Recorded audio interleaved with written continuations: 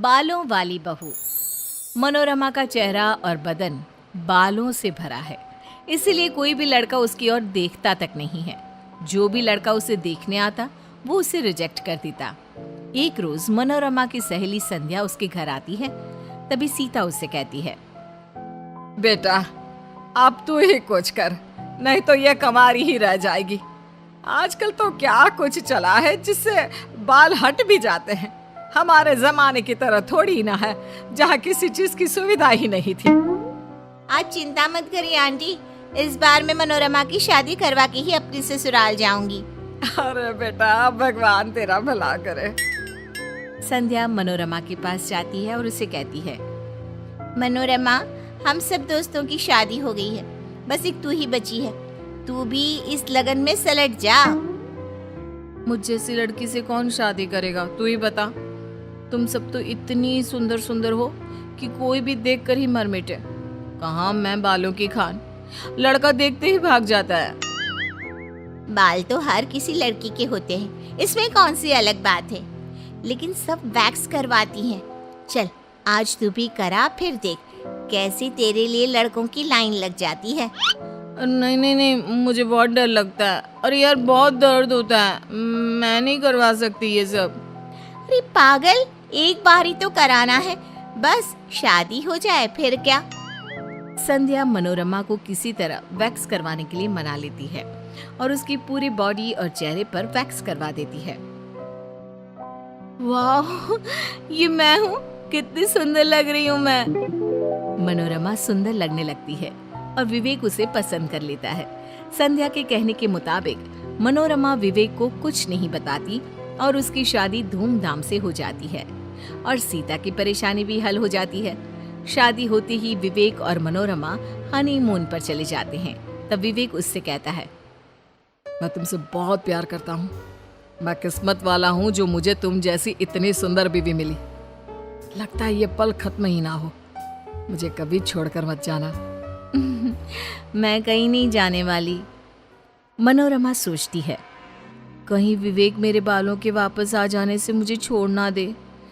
कैसे रिएक्ट करेंगे वो जब उन्हें पता चलेगा कि मैंने उनसे ये बात छुपाई है। विवेक और मनोरमा हनीमून से वापस आ जाते हैं। धीरे धीरे मनोरमा के शरीर और चेहरे पर बाल वापस आने लगते हैं।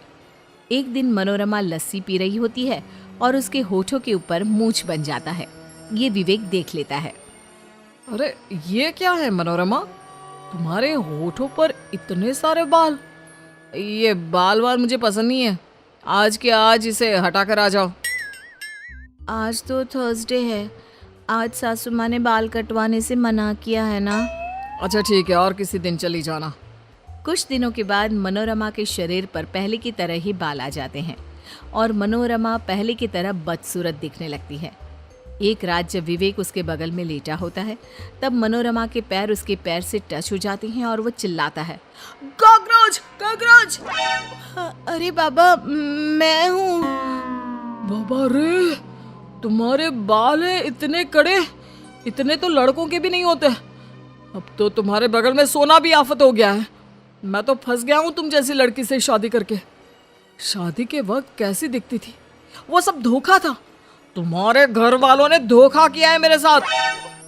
विवेक गुस्से में कमरे से बाहर चला जाता है और मनोरमा रोने लगती है। जिस बात का डर था वही हो रहा है, अब मैं अपने इस रिश्ते को कैसे बचाऊं। विवेक अब मनोरमा से हर वक्त चिढ़ा रहने लगता है और एक आंख भी उसे देखना नहीं चाहता। अगले दिन मीता अपनी बेटी के साथ उसके घर आती है। मनोरमा उसकी बच्ची को जैसे ही अपनी गोद में लेती है, वो चिल्लाने लगती है, मेरी फूल सी बेटी को तुम कांटे चुभाती रही। इतना भी समझ में नहीं आता कि इतनी छोटी बच्ची को गोद में नहीं लेना चाहिए जब इतने सारे बाल हो। धीरे धीरे मनोरमा के ससुराल वाले उससे दूरी बनाने लगते हैं। मनोरमा अकेली पड़ जाती है। एक रोज मनोरमा विवेक को रात का खाना देती है और तभी उसके खाने में बाल आ जाता है। हर जगह बाल ही बाल। दुखी हो गया हूं मैं तुमसे, छोड़ दो मुझे। जीना हराम हो गया है मेरा जब से तुम आई हो। मैंने इतनी मेहनत से बनाया है, कम से कम खा तो लीजिए। विवेक खाना खाए बिना उठ जाता है और भूखे पेट सो जाता है। मनोरमा के लिए एक एक दिन काटना भारी हो जाता है। कुछ दिनों के बाद विवेक के एक फ्रेंड की शादी होती है और मजबूरी में विवेक को मनोरमा को अपने साथ ले जाना पड़ता है। लेकिन जैसे ही विवेक पार्टी में पहुंचता है, उसके सारे फ्रेंड्स मनोरमा को देखकर उसका मजाक बनाने लगते हैं। ये बीवी है या भालू, कोई अंदर ही नहीं है। कैसे रहता यार तू ऐसी लड़की के साथ, मैं तो कभी ना रह पाऊं। ऐसी लड़की से शादी करने से अच्छा था कि तू कंवारा रह जाता। दोस्तों की बातें सुनकर विवेक का मूड ऑफ हो जाता है और वो चुपचाप पार्टी से चला जाता है और घर जाकर मनोरमा से कहता है, मुझे तलाक चाहिए तुमसे, तलाक। अब मेरा पीछा छोड़ दो, अब और बेइज्जती मुझसे सही नहीं जाएगी।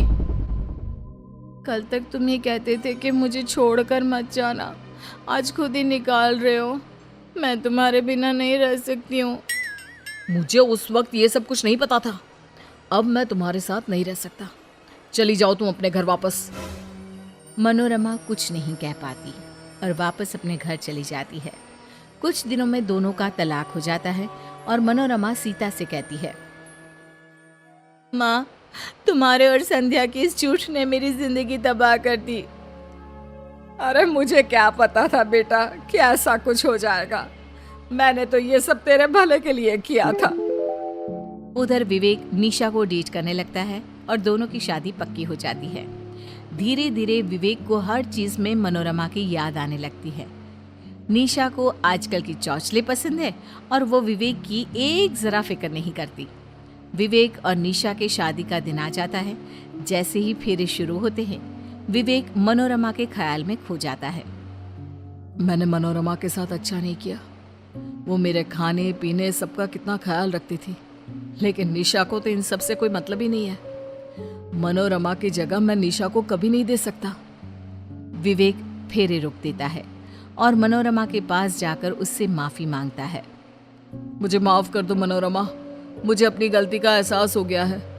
मैंने इस बाल के चक्कर में अपनी जिंदगी का सुख चैन सब गंवा दिया। मुझे तुम वापस चाहिए, इन बालों के साथ ही। सुबह का बुला शाम को घर आ जाए तो उसे भूला नहीं कहते जी। विवेक मनोरमा से फिर से शादी कर लेता है और दोनों सुखी जीवन बिताने लगते हैं।